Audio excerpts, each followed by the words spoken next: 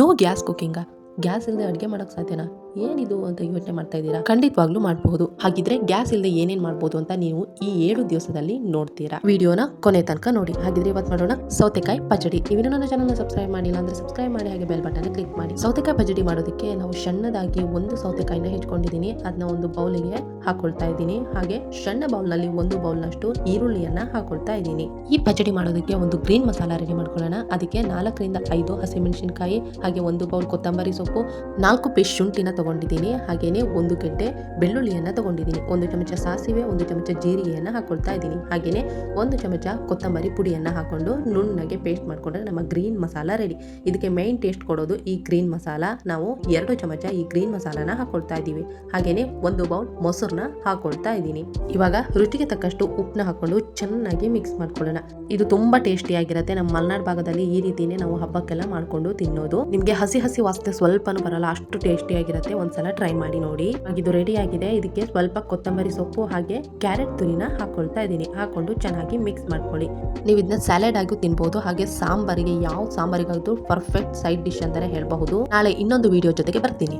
ನಿಮ್ಗೇನಾದ್ರೂ ಈ ವಿಡಿಯೋ ಇಷ್ಟ ಇದ್ರೆ ಲೈಕ್, ಶೇರ್, ಕಮೆಂಟ್ ನ ಮಾಡಿ. ನನ್ನ ಚಾನಲ್ನ ಸಬ್ಸ್ಕ್ರೈಬ್ ಮಾಡ್ಕೊಳ್ಳಿ. Thank you. ಗ್ಯಾಸು ಇಲ್ಲದೆ ಬೆಂಕಿನೂ ಇಲ್ಲದೆ ಇವತ್ತೊಂದು ಸೂಪರ್ ಸಾರನ್ನ ಮಾಡೋಣ.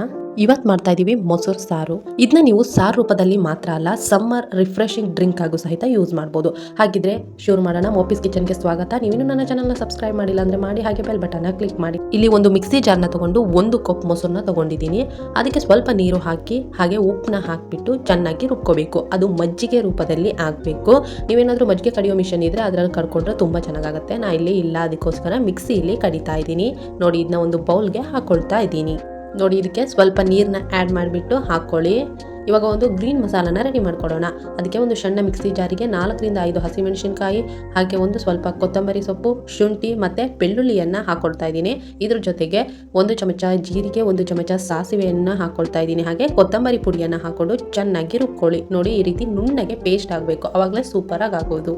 ಇವಾಗ ಬೌಲ್ಗೆ ಹಾಕೊಂಡಂತಹ ಮೊಸರಿಗೆ 2 ಸ್ಪೂನ್ ಅಷ್ಟು ಈ ಗ್ರೀನ್ ಪೇಸ್ಟ್ ನ ಹಾಕೊಂಡು ಚೆನ್ನಾಗಿ ಮಿಕ್ಸ್ ಮಾಡ್ಕೊಳ್ಳಿ. ನಿಮ್ಗೆ ನಾ ಮಾಡ್ತಾ ಇರೋ ಸೀರೀಸ್ ಇಷ್ಟ ಆದ್ರೆ ನನ್ನ ಚಾನಲ್ನ ಸಬ್ಸ್ಕ್ರೈಬ್ ಮಾಡಿ. ನೋಡಿ, ರುಚಿಗೆ ತಕ್ಕಷ್ಟು ಉಪ್ಪನ್ನ ಹಾಕೊಂಡು ಕೊತ್ತಂಬರಿ ಸೊಪ್ಪು ಹಾಗೆ ಈರುಳ್ಳಿಯನ್ನ ಹಾಕೊಳ್ತಾ ಇದ್ದೀನಿ. ನೀವು ಟೇಸ್ಟ್ ಬಗ್ಗೆ ಯೋಚನೆ ಮಾಡೋದೇ ಬೇಡ, ಪರ್ಫೆಕ್ಟ್ ಆಗಿ ಟೇಸ್ಟ್ ಆಗುತ್ತೆ. ತುಂಬಾನೇ ಟೇಸ್ಟಿ ಆಗುತ್ತೆ. ಒಂದ್ಸಲ ಮನೇಲಿ ಟ್ರೈ ಮಾಡಿ. ಸ್ವಲ್ಪ ಎಣ್ಣೆಯನ್ನ ಹಾಕಿ ಅದ್ರ ಮೇಲೆ ಸಾಸಿವೆಯನ್ನ ಹಾಕೊಳ್ತಾ ಇದ್ದೀನಿ. 2 ನಿಮಿಷದಲ್ಲಿ ಈ ಸಾರು ರೆಡಿ ಆಗುತ್ತೆ. ಇದ್ರ ಕಾಂಬಿನೇಷನ್ ಆಗಿ ಹೆಸರುಕಾಳು ಚಟ್ನಿ ತುಂಬಾ ಚೆನ್ನಾಗುತ್ತೆ. ನಾನು 7 ಡೇಸ್ ಚಟ್ನಿ ಸೀರೀಸ್ ಮಾಡಿದ್ದೀನಿ. ಒಂದ್ಸಲ ಚೆಕ್ ಮಾಡಿ. ವಿಡಿಯೋ ಇಷ್ಟ ಆದ್ರೆ ನನ್ನ ಚಾನಲ್ನ ಸಬ್ಸ್ಕ್ರೈಬ್ ಮಾಡಿ.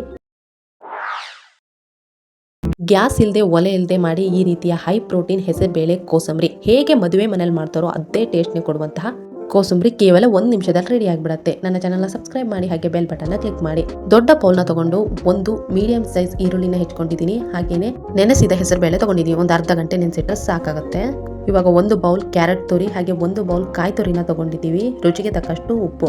ಸಿಂಪಲ್ ಇಂಗ್ರೀಡಿಯೆಂಟ್ಸ್ ಅಲ್ಲಿ ತುಂಬಾ ಟೇಸ್ಟಿ ಆಗುವಂತಹ ಮದುವೆ ಮನೆ ಶೈಲಿಯ ಹೆಸರುಬೇಳೆ ಕೋಸಂಬರಿ ಹೇಗೆ ಮಾಡೋದು ಅಂತ ಇವತ್ತಿನ ವಿಡಿಯೋದಲ್ಲಿ ತೋರಿಸ್ಕೊಡ್ತಾ ಇದ್ದೀನಿ. ನೋಡಿದ್ರಲ್ಲ, ಇಷ್ಟು ಹೆಲ್ತಿಯಾಗಿ ಮಾಡ್ಕೊಳ್ಳುವಂತಹ ಕೋಸಂಬರಿಗೆ ನಾವು ಗ್ಯಾಸ್ ಯೂಸ್ ಮಾಡೋದು ಬೇಡ, ಇದಕ್ಕೆ ಆಯಿಲ್ ಹಾಕೋದು ಬೇಡ. ಒಳ್ಳೆ ಪ್ರೋಟೀನ್, ಒಳ್ಳೆ ಫೈಬರ್ ಇರುವಂತಹ ಹೆಸರುಬೇಳೆ ಕೋಸಂಬರಿನ ನಾನಿವತ್ತು ತೋರಿಸ್ಕೊಟ್ಟಿದ್ದೀನಿ. ನೋ ಗ್ಯಾಸ್ 7 ಡೇಸ್ ಸೀರೀಸ್ ನ ಡೇ 3. ನಾಳೆ ಇನ್ನೊಂದು ವಿಡಿಯೋ ಜೊತೆಗೆ ಬರ್ತೀನಿ. ನಿಮ್ಗೆ ಏನಾದರೂ ಈ ವಿಡಿಯೋ ಇಷ್ಟ ಇದ್ರೆ ಲೈಕ್, ಶೇರ್, ಕಮೆಂಟ್ನ ಮಾಡಿ, ಸಬ್ಸ್ಕ್ರೈಬ್ ಮಾಡಿ.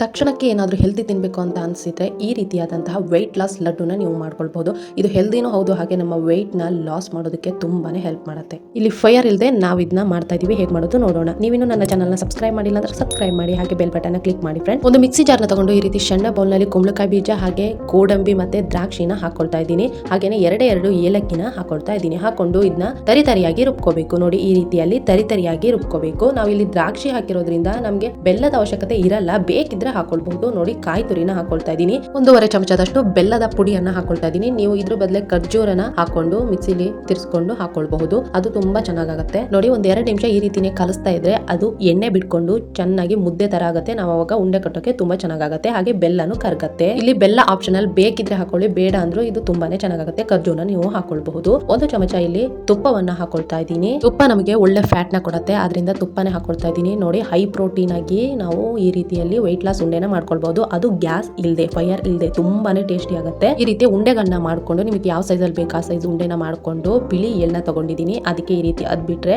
ಸೂಪರ್ ಆಗಿ ನಮ್ಮ ವೆಯ್ಟ್ ಲಾಸ್ ಉಂಡೆ ರೆಡಿ ಆಗುತ್ತೆ. ನೋಡಿ, ಇಲ್ಲಿ ಬಿಳಿ ಎಳ್ಳು ನಮ್ಮ ದೇಹಕ್ಕೆ ಕ್ಯಾಲ್ಸಿಯಂ ನ ಕೊಡುತ್ತೆ. ಅದು ತುಂಬಾ ಒಳ್ಳೆಯದು. ಈ ರೀತಿಯ ಪ್ರೋಟೀನ್ ಕಣಜಗಳು ನಮ್ಮ ದೇಹಕ್ಕೆ ಸೇರಿದ್ರೆ ನಮ್ಮ ದೇಹ ಆರೋಗ್ಯವಾಗಿರುತ್ತೆ. ನಿಮ್ಗೇನಾದ್ರೂ ಈ ವಿಡಿಯೋ ಇಷ್ಟ ಇದ್ರೆ ನನ್ನ ಚಾನೆಲ್ ನ ಸಬ್ಸ್ಕ್ರೈಬ್ ಮಾಡಿ, ಹಾಗೆ ಲೈಕ್, ಶೇರ್, ಕಮೆಂಟ್ ನ ಮಾಡಿ. ಮುಂದಿನ ವಿಡಿಯೋದಲ್ಲಿ ಬರ್ತೀನಿ. ಅಲ್ಲಿವರೆಗೂ ಥ್ಯಾಂಕ್ ಯು. ತುಂಬಾ ಅರ್ಜೆಂಟ್ ಇದ್ದಾಗ ಬರೀ 2 ನಿಮಿಷದಲ್ಲಿ ಮಾಡಬಹುದಾದಂತಹ ಈ ಹುಳಿ ಸಾರು. ಇದಕ್ಕೆ ನಾವು ಬೆಂಕಿನೂ ಯೂಸ್ ಮಾಡ್ತಾ ಇಲ್ಲ, ಗ್ಯಾಸ್ನೂ ಯೂಸ್ ಮಾಡ್ತಾ ಇಲ್ಲ. ಈ ಮಸಾಲಾನ 1 ತಿಂಗಳು ಬೇಕಾದ್ರೂ ಫ್ರಿಜ್ ಅಲ್ಲಿ ಇಡಬಹುದು. ನೀವು ಇನ್ನೂ ನನ್ನ ಚಾನಲ್ ನ ಸಬ್ಸ್ಕ್ರೈಬ್ ಮಾಡಿಲ್ಲ ಅಂದ್ರೆ ಮಾಡಿ, ಹಾಗೆ ಬೆಲ್ ಬಟನ್ ಕ್ಲಿಕ್ ಮಾಡಿ. ನಾನಿಲ್ಲಿ 1 ಲಿಂಬು ಗಾತ್ರದ ಹುಣಸೆ ಹಣ್ಣು ತಗೊಂಡಿದ್ದೀನಿ. ಇದನ್ನ 15 ನಿಮಿಷ ನೆನೆಸಿಟ್ಕೊಂಡು ಒಂದು ಮಿಕ್ಸಿ ಜಾರಿಗೆ ಹಾಕೊಳ್ತಾ ಇದ್ದೀನಿ. 1 ಗಡ್ಡೆ ಬೆಳ್ಳುಳ್ಳಿ, ಒಂದು ಸ್ವಲ್ಪ ಕರಿಬೇವಿನ ಸೊಪ್ಪು, ರುಚಿಗೆ ತಕ್ಕಷ್ಟು ಉಪ್ಪು, 1 ಚಮಚ ಕೊತ್ತಂಬರಿ ಪುಡಿ, ಹಾಗೆ 1 ಚಮಚ ಖಾರದ ಪುಡಿಯನ್ನ ಹಾಕೊಳ್ತಾ ಇದ್ದೀನಿ. ಜೊತೆಗೆ 1 ಚಮಚ ಜೀರಿಗೆಯನ್ನ ಹಾಕೊಳ್ತಾ ಇದ್ದೀನಿ. ಹಾಗೆ ನೀರ್ನ ಹಾಕ್ಬಿಟ್ಟು ನುಣ್ಣಗೆ ಪೇಸ್ಟ್ ಮಾಡ್ಕೊಳ್ಳಿ. ಇದನ್ನ ನಾವು ಫ್ರಿಜ್ ನಲ್ಲಿ 1 ತಿಂಗಳಾದ್ರೂ ಇಟ್ಕೊಂಡು ಯೂಸ್ ಮಾಡ್ಬೋದು. ಬೇಕಾದಾಗ ಸಾಂಬಾರ್ ಮಾಡ್ಕೊಳ್ಬಹುದು. ಈ ಮಸಾಲೆನೆಲ್ಲ ಒಂದು ಬೌಲಿಗೆ ಹಾಕೊಳ್ಳೋಣ. ನೀವು ಅರ್ಜೆಂಟ್ ಆಗಿ 1 ನಿಮಿಷದಲ್ಲಿ ಮಲ್ನಾಡ್ ಕೈ ತಂಬ್ಳಿ ಅಂತ ಕಳ್ತಾರೆ, ಆ ರೀತಿನೂ ಮಾಡ್ಕೋಬಹುದು. ಅದು ತುಂಬಾನೇ ಟೇಸ್ಟಿ ಆಗುತ್ತೆ. ಎಷ್ಟು ಸಾಂಬಾರ್ ಬೇಕೋ ನೋಡ್ಕೊಂಡು ಅಷ್ಟು ನೀರ್ನ ಹಾಕೊಂಡು ರುಚಿಗೆ ತಕ್ಕಷ್ಟು ಉಪ್ಪನ್ನ ಹಾಕೊಳ್ಬೇಕು. ಹಾಗೇನೆ ಇದಕ್ಕೆ ಹಸಿ ಈರುಳ್ಳಿನ ಹೆಚ್ಚಾಕಿದ್ರೆ ಸಕ್ಕ ಟೇಸ್ಟ್ ಬರುತ್ತೆ. ನೋಡಿ, ಒಂದು ಸಣ್ಣ ಬೌಲ್ ನಲ್ಲಿ ಹಸಿ ಈರುಳ್ಳಿ ಹಾಗೇನೆ ಕೊತ್ತಂಬರಿ ಸೊಪ್ಪನ್ನ ಹಾಕೊಳ್ತಾ ಇದ್ದೀನಿ. 1 ಚಮಚ ಸಾಸಿವೆ ಹಾಕಿದ್ರೆ ನಮ್ಮ ಸಾಂಬಾರ್ ರೆಡಿ ಆಗುತ್ತೆ. ನಿಮ್ಗೆ ಏನಾದ್ರೂ ಈ ವಿಡಿಯೋ ಇಷ್ಟ ಆದ್ರೆ ಲೈಕ್, ಶೇರ್, ಕಮೆಂಟ್ ಮಾಡಿ. ನನ್ನ ಚಾನಲ್ ನ ಸಬ್ಸ್ಕ್ರೈಬ್ ಮಾಡಿ. ಮಧ್ಯಾಹ್ನದ ಹೊತ್ತು ಏನಾದರೂ ತಂಪಾಗಿ ತಿನ್ನಬೇಕು ಅಂತ ಅನಿಸ್ತಾ ಇರುತ್ತೆ ಅಲ್ವಾ? ಬರೀ 1 ನಿಮಿಷದಲ್ಲಿ ನಿಮ್ಮ ಮನೇಲಿ ಯಾವ ಥರ ಹಣ್ಣಿರುತ್ತೋ ಅದೇ ಹಣ್ಣಲ್ಲಿ ಸಿಂಪಲ್ ಆಗಿ ಫ್ರೂಟ್ ಸಲಾಡ್ ಹೇಗೆ ಮಾಡೋದು ಅಂತ ಇವತ್ತಿನ ವಿಡಿಯೋದಲ್ಲಿ ತೋರಿಸ್ಕೊಡ್ತಾ ಇದ್ದೀನಿ. ಹಾಗೇನೆ ಆಪಲ್ ಮಿಲ್ಕ್ ಶೇಕ್ ಕೂಡ ತೋರಿಸ್ಕೊಡ್ತಾ ಇದ್ದೀನಿ. ಈ 2 ಕಾಂಬಿನೇಷನ್ ಅಲ್ಲಿ ನೀವು ಮಧ್ಯಾಹ್ನದ ಹೊತ್ತು ಮಾಡ್ಕೊಂಡ್ರೆ ತುಂಬಾನೇ ದೇಹ ತಂಪಾಗಿರುತ್ತೆ. ಒಂದ್ಸಲ ಟ್ರೈ ಮಾಡಿ ನೋಡಿ.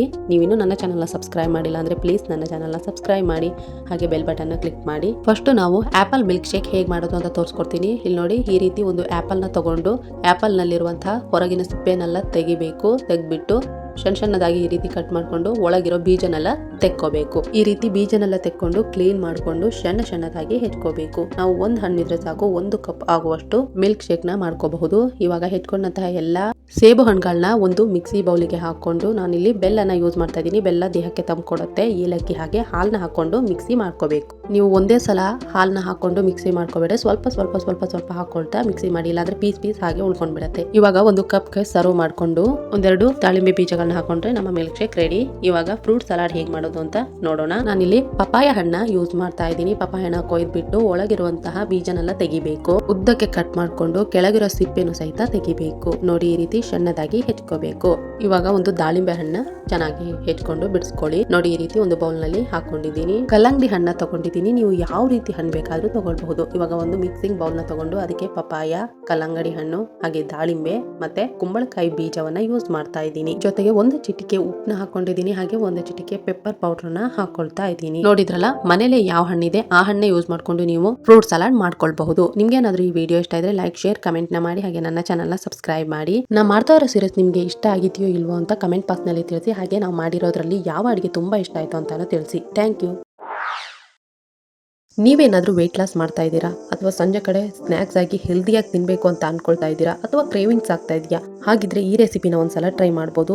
ತುಂಬಾನೇ ಈಸಿಯಾಗಿ ಮಾಡ್ಕೊಳ್ಬಹುದು. ಹಾಗೆ ಬೇಗನೂ ಹೊಟ್ಟೆ ತುಂಬತ್ತೆ. ನೀವೇನಾದ್ರೂ ನನ್ನ ಚಾನಲ್ನ ಸಬ್ಸ್ಕ್ರೈಬ್ ಮಾಡಿಲ್ಲ ಅಂದ್ರೆ ಮಾಡಿ, ಹಾಗೆ ಬೆಲ್ ಬಟನ್ನ ಕ್ಲಿಕ್ ಮಾಡಿ. ನಾನಿಲ್ಲಿ ಮೊಳಕೆ ಕಟ್ಟಿದ ಕಾಳನ್ನ ತಗೊಂಡಿದ್ದೀನಿ. ನೀವು ನೆನೆಸ್ಕೊಂಡು ಚೆನ್ನಾಗಿ ಮೊಳಕೆ ಕಟ್ಕೊಳ್ಳಿ.